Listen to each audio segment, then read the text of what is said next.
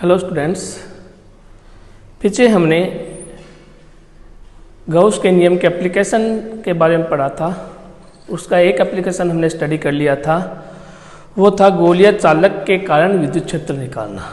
ठीक है, गोलीय चालक के कारण विद्युत क्षेत्र 3 कंडीशन में निकला था।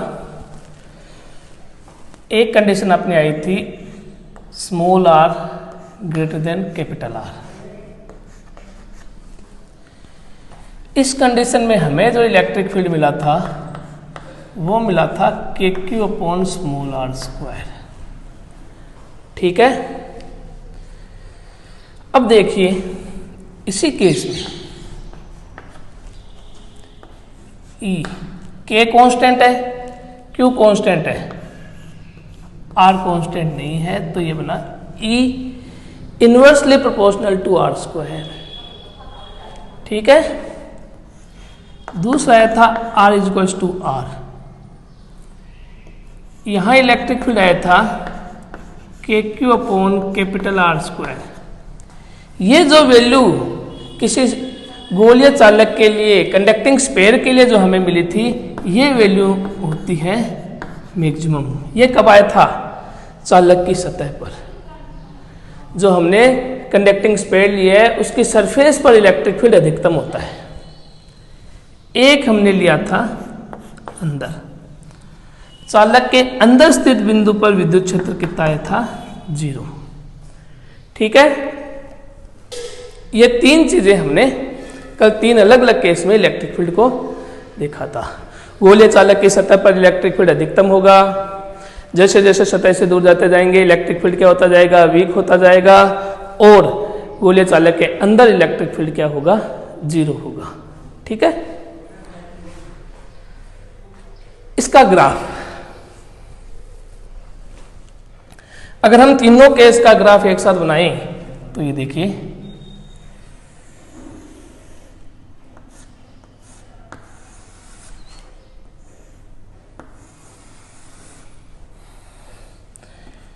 इधर बनाया हमने इलेक्ट्रिक फील्ड और इधर ले लिया हमने आर। 3 रीजन बनाएंगे।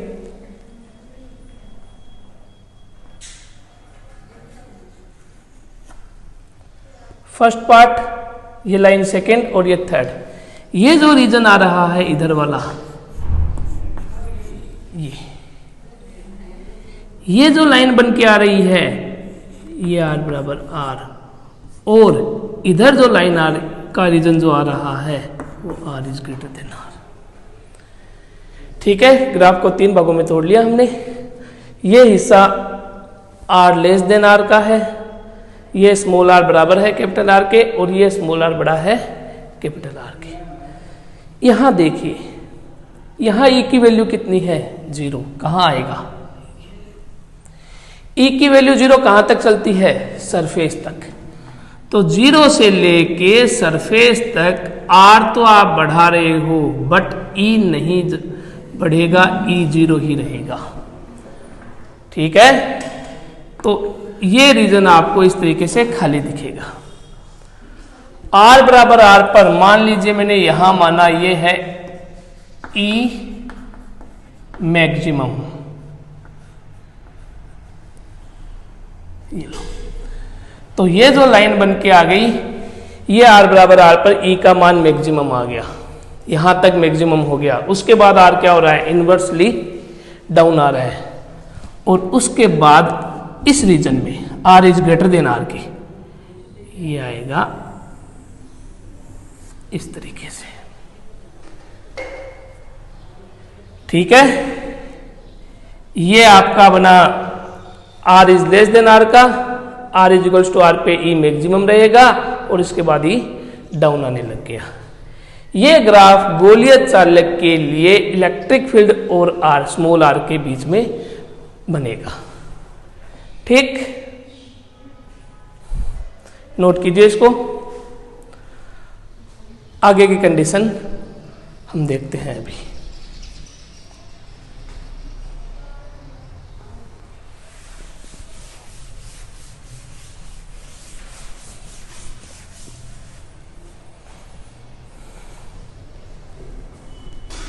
अब बात करते हैं हम नॉन कंडक्टिंग स्फीयर।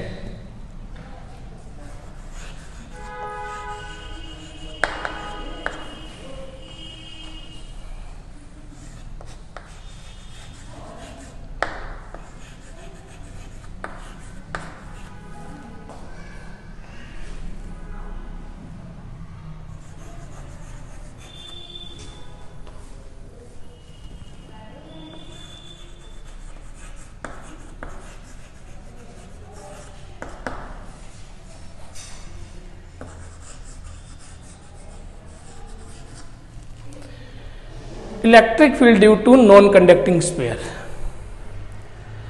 अचालक गोले के कारण विद्युत क्षेत्र।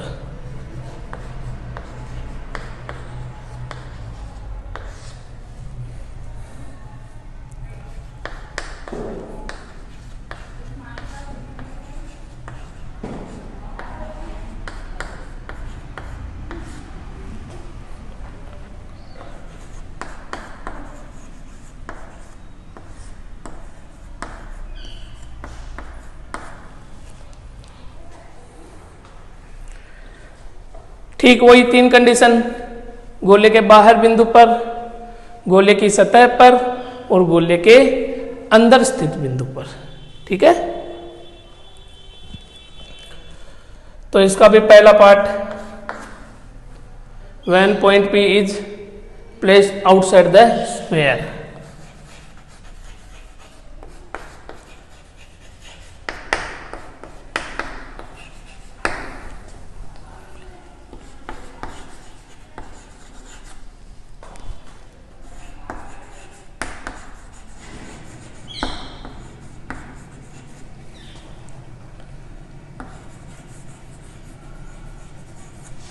नॉन कंडक्टिंग स्फीयर, जब बिंदु P अचालक गोले के बाहर स्थित हो, बाहर स्थित बिंदु पर स्मॉल r बड़ा होगा कैपिटल R के। ठीक है,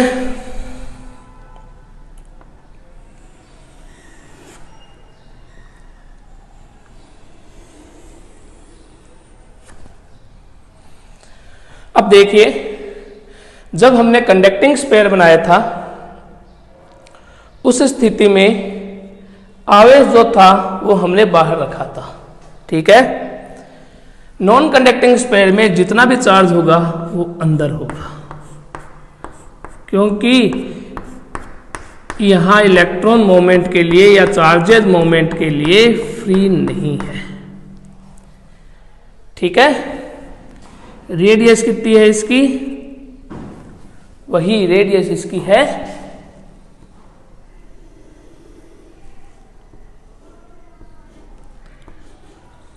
R।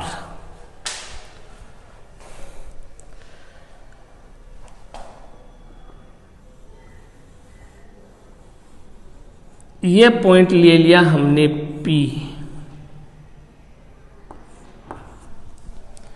ये है इसका सेंटर, O से P की डिस्टेंस ले ली हमने स्मॉल r। क्या स्मॉल r बड़ा हो गया कैपिटल R से। ठीक, हमें क्या करना है, गॉसियन सरफेस बनानी है।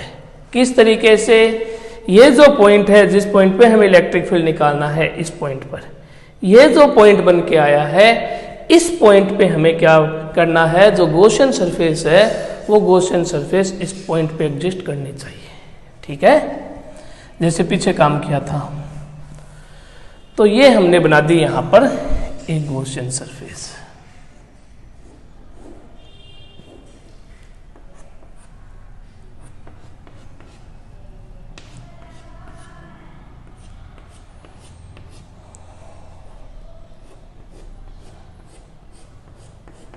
ये लो, ये हमने स्मॉल r रेडियस की एक गॉसियन सरफेस बनाई है।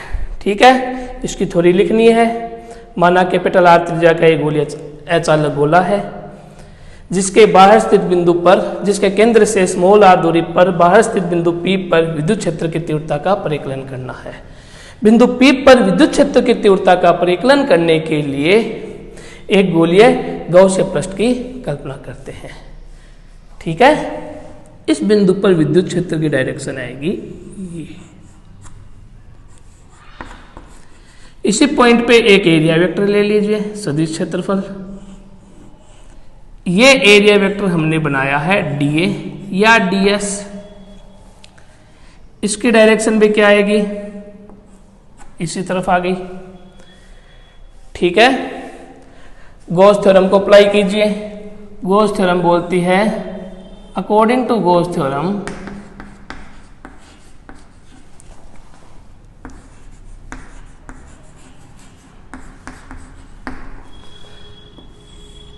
Surface integration of a close path E dot D S या ई डॉट डी ए बराबर Q enclosed upon epsilon naught. Again वही बात, E D A cos theta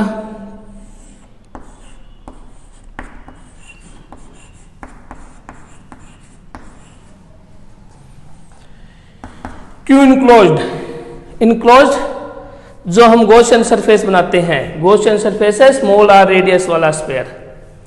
ठीक है, तो ये देखिए इसके अंदर पूरा का पूरा चार्ज इस कच्ची लाइन वाले स्फीयर के अंदर आ चुका है। ठीक है, ये पूरा चार्ज हमने लिया था Q, तो Q इनक्लोज्ड हो गया यहाँ पर Q, और ये आया Q upon epsilon not.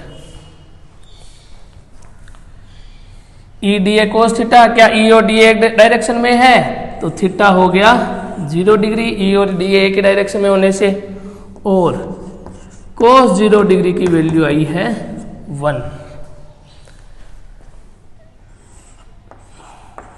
E D A is equals to Q upon epsilon naught.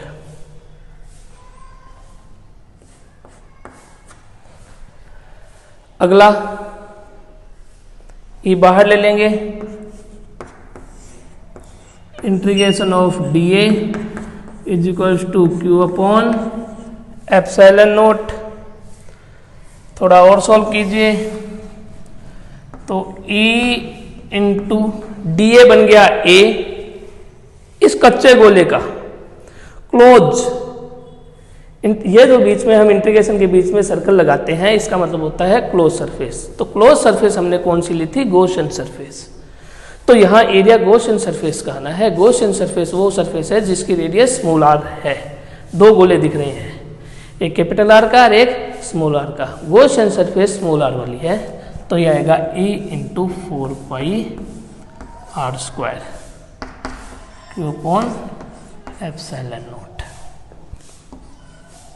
E बराबर Q upon 4 pi epsilon naught into R square. 1/4 pi epsilon naught बन गया के क्यू, रह गया आर स्क्वायर। तो E का formula again हमें मिला के क्यू अपॉन आर स्क्वायर। कितने बार निकाल लिया, कूलॉम के नियम से भी निकाल लिया, पॉइंट चार्ज के लिए गाउस के नियम से भी निकाल लिया, स्फेरिकल कंडक्टर के लिए भी निकाल लिया, और स्फेरिकल नॉन कंडक्टर के लिए भी हमने इसको निकाल लिया है। ठीक है, वेक्टर फॉर्मुलेशन में देखिए K Q upon R square into R cap, ये लीजिए। ठीक, ये हमने इसको निकाल लिया है, नोट कीजिए। आगे देखते हैं, बिल्कुल वैसे ही है जैसे हमने कंडक्टिंग स्फीयर के बाहर वाले केस के लिए लिया था, कोई चेंज नहीं आ रहा है, सेम डेरिवेशन है। दूसरा केस हमारा था सरफेस पर। सरफेस के लिए हमने लिया था स्मॉल आर को कैपिटल आर के बराबर। डायग्राम देख लीजिए क्या है,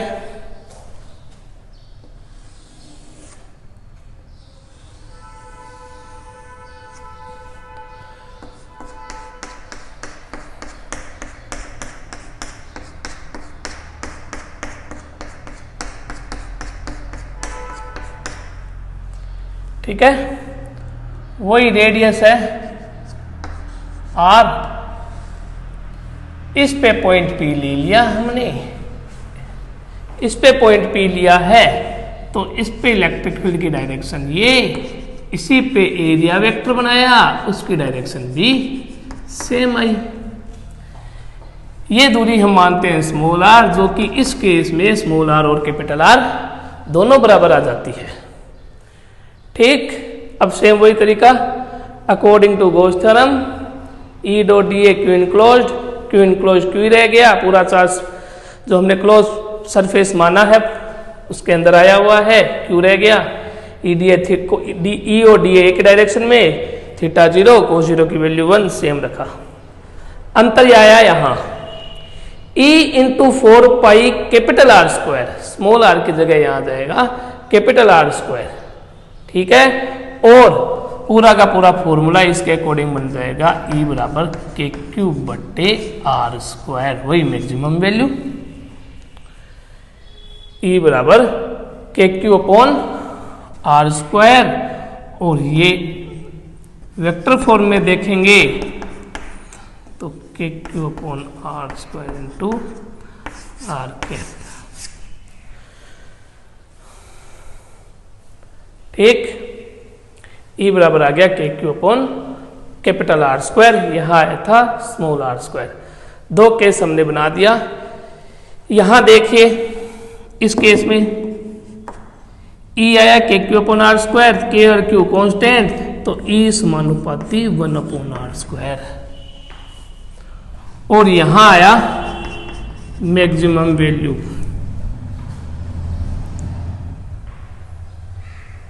ठीक है, बाहर के केस में इलेक्ट्रिक फील्ड गिरा सरफेस पे अधिकतम, अंदर देखते हैं क्या हो रहा है। दो केस नोट कीजिए, इसका तीसरा पॉइंट इंपॉर्टेंट रहेगा।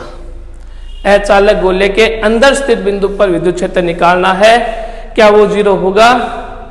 वो 0 नहीं होगा। क्यों नहीं? चालक गोले के अंदर इलेक्ट्रिक फील्ड 0 था, जबकि यहां इलेक्ट्रिक फील्ड 0 नहीं है। चालक गोला बना रहा हूं, देखना।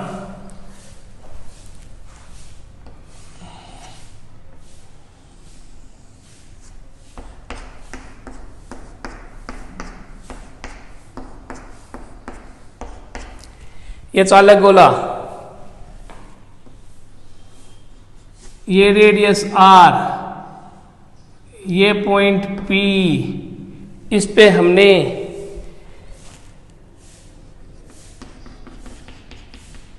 ये गॉसियन सरफेस बनाई। क्या इस गॉसियन सरफेस के अंदर चार्ज था? क्या नॉन कंडक्टिंग स्फीयर में? बाहर था, इसलिए अंदर इलेक्ट्रिक फील्ड 0 मिला था। यहां देखिए, क्या सारा चार्ज अंदर एग्जिस्ट कर रहा है? पॉइंट अगर मैं यहां मानता हूं, ठीक है, तो ये देखिए अगर हम अंदर चार्ज ले रहे हैं तो इलेक्ट्रिक फील्ड क्या होगा। ठीक है, नया डायग्राम बना रहा हूं, उससे देखना आप।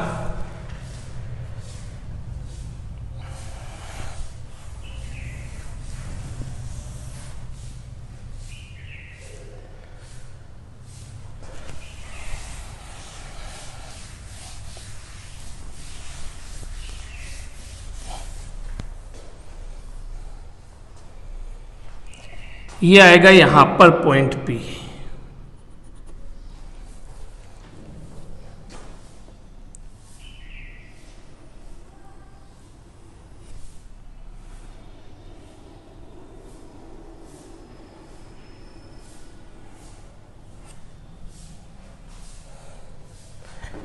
ये जो बनाया है ये अचालक गोला है। अचालक गोले पे यहां हमने लिया है पॉइंट। इस पॉइंट पर इलेक्ट्रिक फील्ड निकालने के लिए हमने क्या किया, इस तरीके से एक गॉसियन सरफेस बना दी। ठीक है, बिल्कुल इस तरीके से एक, थोड़ा बड़ा बना देते हैं, पूरा क्लियर नजर आएगा।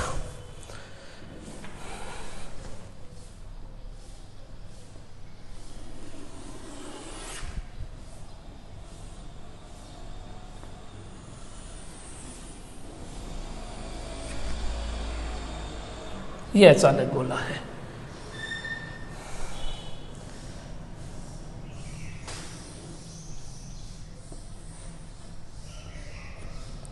आर रेडियस का। इससे ये आर दूरी पर मैंने पॉइंट पी मान लिया। इस पर इलेक्ट्रिक फील्ड निकालने के लिए हम क्या करेंगे,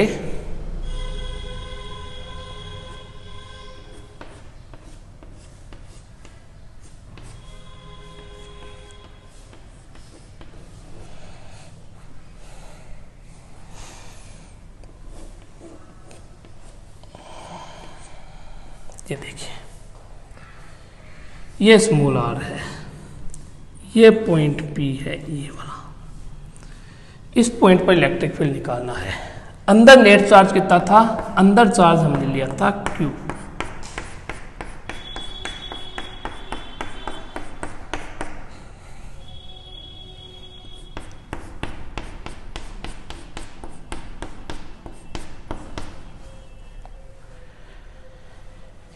ठीक है,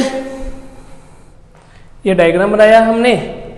अब हमने गॉस थ्योरम अप्लाई की। गॉस थ्योरम था integration of a close path E dot ds या E dot dA is equals to Q enclosed upon epsilon naught. पहली चीज, इसको हटाइए, E ds वेक्टर हटेगा, E ds cos theta is equals to Q enclosed upon epsilon naught. हमें देखना है theta बराबर कितना आ गया। चलो पहले पूरा लिख लेते हैं। थीटा 0 डिग्री, क्यों? क्योंकि ये देखिए इधर E की डायरेक्शन और ये ही एरिया वेक्टर की डायरेक्शन, सेम डायरेक्शन होने से थीटा 0, cos 0 की वैल्यू 1।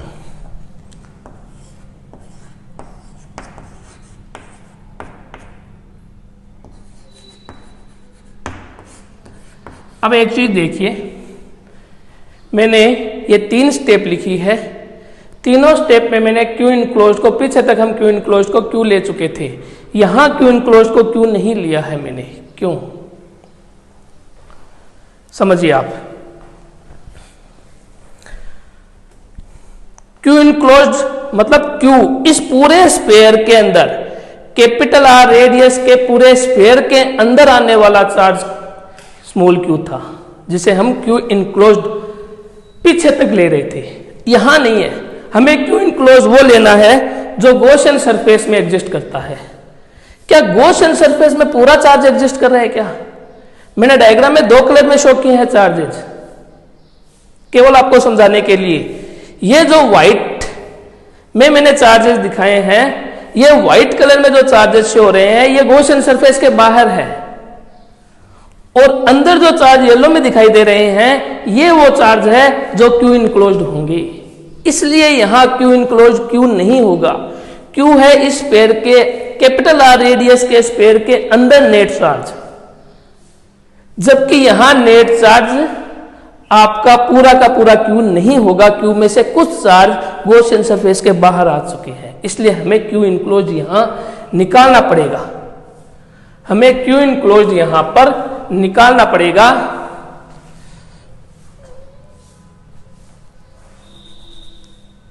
ये कंडीशन बदल गई।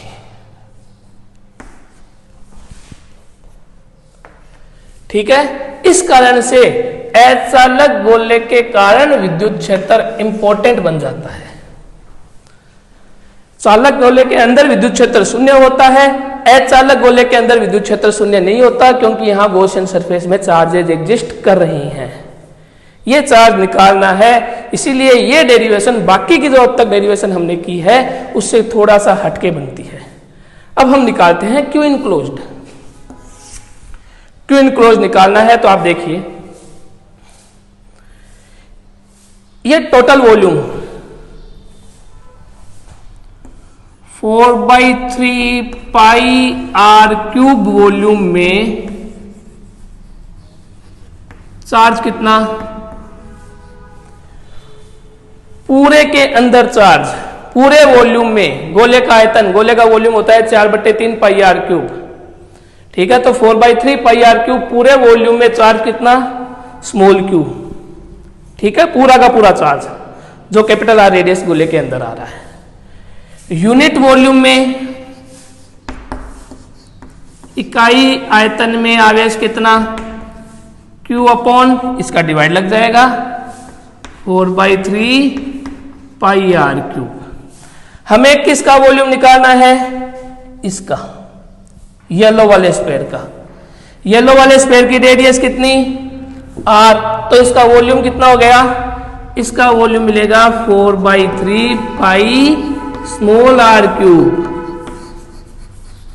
वॉल्यूम में चार्ज कितना, Q upon 4/3 pi capital R cube multiply by pi small R cube.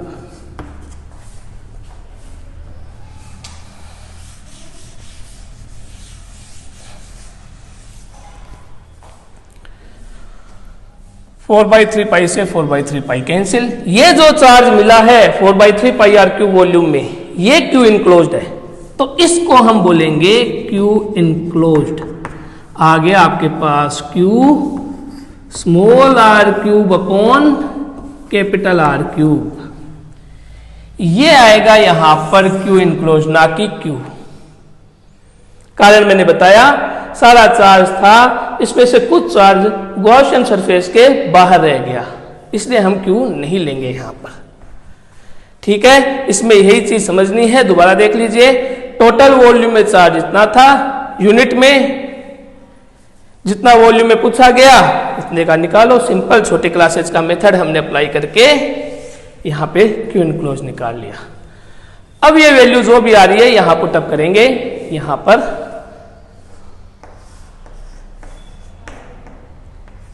EDS बराबर Q इनक्लोज हो गया QR cube upon capital R cube. E को हम बाहर लेंगे, ये बाहर आ गया integration of DS Q small R cube upon capital R cube. Close path में DS स्मॉल आर रेडियस वाला गॉसियन सरफेस, अगेन क्या होगा इसका area, 4 pi small R square A into 4 pi small R square is equals to QR cube upon R cube.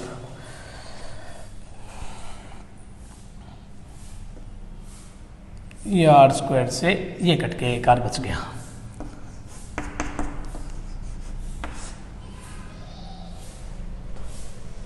अब silent note भी तो चल रहा है ना।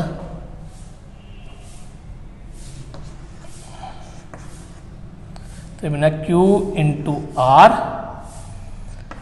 Into 4 pi epsilon naught R cube, 1/4 pi epsilon naught बन गया K, तो E बराबर बन गया K Q R upon R cube, ठीक है।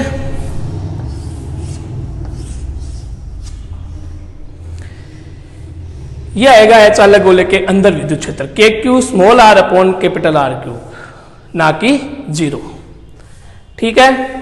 अब देखिए के कांस्टेंट, जो चार्ज हमने अंदर लिया वो भी कांस्टेंट, जो हमने स्पेयर लिया कैपिटल आर रेडियस का वो भी नहीं बदला, बदल रहा है आर, तो यहां आ गया ई समानुपाती आर, ई समानुपाती आर, ठीक है। ये इसकी 3 कंडीशन हमने करवाई है, इसको नोट कीजिए, इसका ग्राफ बनाता हूं मैं।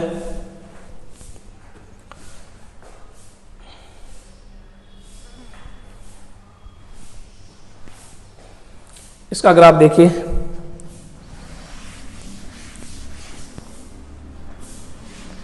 पहली चीज आप ये देखिए,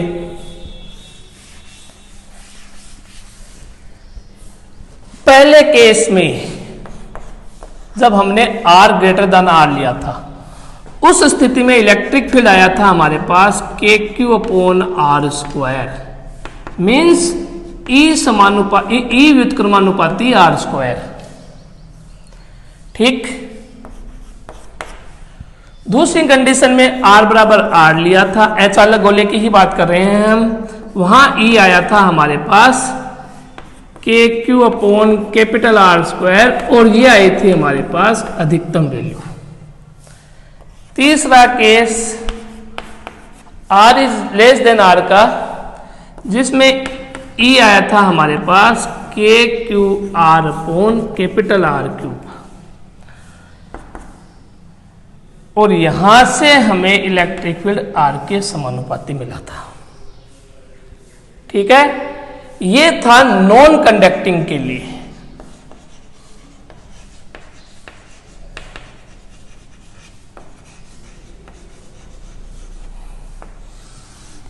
कंपेयर करेंगे।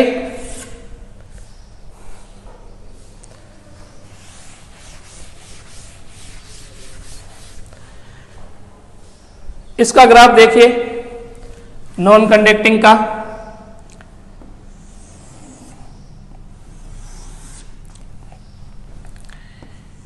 ये इलेक्ट्रिक फील्ड, ये R, वही 3 पार्ट में डिवाइड कर दिया। ये हिस्सा बना R is less than R का, ये वाली लाइन बनी R is equals to R की, और ये वाला रीजन बना R ग्रेटर देन R का। ठीक,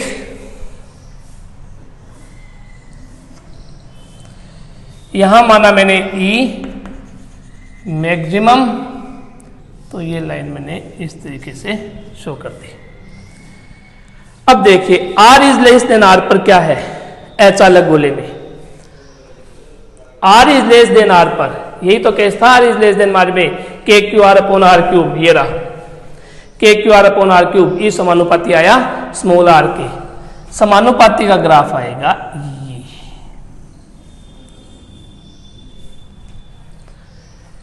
यहां मैक्सिमम वैल्यू आएगी, यहां तक आया ये, इसके बाद डाउन गया।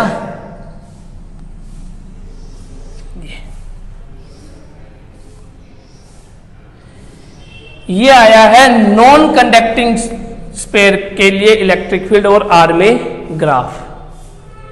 ठीक है, कंडक्टिंग के लिए क्या आया था,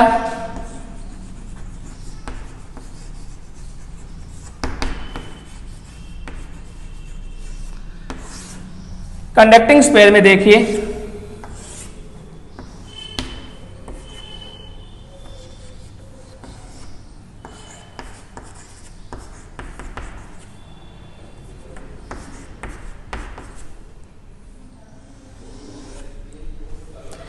ये वाला रीजन खाली था, जबकि नॉन कंडक्टिंग में यहां समानुपाती का ग्राफ आ रहा है, कंडक्टिंग में ये वाला खाली रहेगा, R is less than R वाला रीजन, जबकि नॉन कंडक्टिंग में यहां समानुपाती चलेगा। क्यों? क्योंकि यहां इलेक्ट्रिक फील्ड क्या था, 0 था, फिर इलेक्ट्रिक फील्ड यहां आया तो मैक्सिमम हो गया, और यहां आया तो इलेक्ट्रिक फील्ड मिल गया,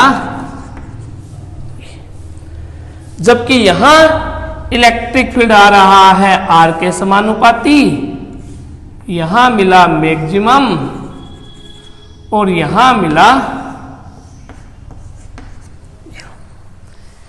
फर्क कितना है मैक्सिमम और ये वाली, मैक्सिमम और ये ग्राफ तो सेम है, R बराबर R और R is greater then R। ये कंडीशन तो कंडक्टिंग और नॉन कंडक्टिंग दोनों स्पेयर में सेम चलती है, चेंज होता है R is less than R जब पॉइंट स्पेयर के अंदर, अगर वो नॉन कंडक्टिंग है तो इलेक्ट्रिक फील्ड R के समानुपाती आएगा, और वो कंडक्टिंग है तो इलेक्ट्रिक फील्ड 0 आएगा।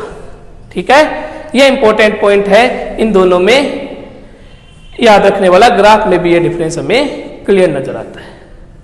ठीक, इतना आप नोट कीजिए, कल और एप्लीकेशन करेंगे गाउस के नियम के।